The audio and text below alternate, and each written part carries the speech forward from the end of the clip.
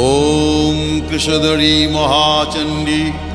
मुक्तकेशी बलिप्रिये कुलाचार प्रसन्यास्ये नमस्ते शङ्करप्रिये घोरदंष्ट्रे कोटराक्षी कीटी शब्दप्रसादिनी घोर रवास्फारे नमस्ते चित्तवासिनी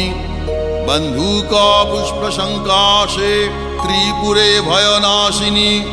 भाग्योदय समुत्पन्ने नमस्ते वरवन्दिनी जय देवी जगद्धात्री त्रिपुराद्ये त्रिदेवते भक्तेभ्य वरदे देवी महिषग्नि नमोस्तुते घोर विघ्न विनाशाय कुलाचार समृद्धये नमामि वरदे देवी मुंडमाला विभूषणे रक्तधारा